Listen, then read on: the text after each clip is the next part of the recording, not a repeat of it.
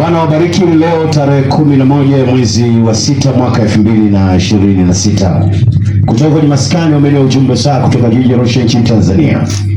Mwamba wa shauri Yesu, nilisikia sauti yake akiniambia, na mwamba mkuu Yesu akanionyesha moja kwa moja katika michoro ya kinabii, na ninaona katika michoro ya kinabii namuona Bwana Yesu amesimama kwenye mlango Hormuz pale nchini Iran, na ninaona natazama katika michoro ya kinabii. Mungu akaniambia kiburi cha Waajemi, mwamba mkuu Yesu anasema na kikomesha kiburi chao.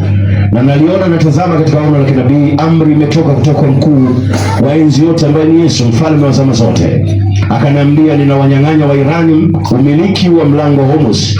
Na Bwana anasema hivi, kuanzia leo tarehe 11 ya mwezi wa 6 mwaka 2026, mlango Hormuz utakuwa unamilikiwa kwa usimamizi wa mataifa ya dunia katika michoro ya kinabii.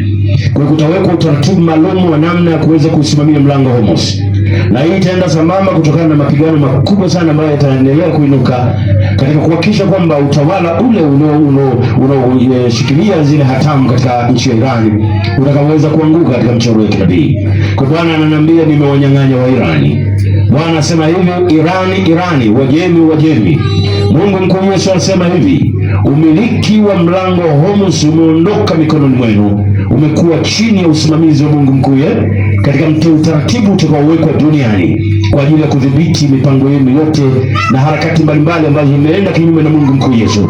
Na hii inatokana na makosa mliyofanya wa Iran, kwa sababu mlianza kuishambulia nchi ya Israeli, nchi ile ambayo Mungu mkuu Yesu alitumia michoro yake duniani.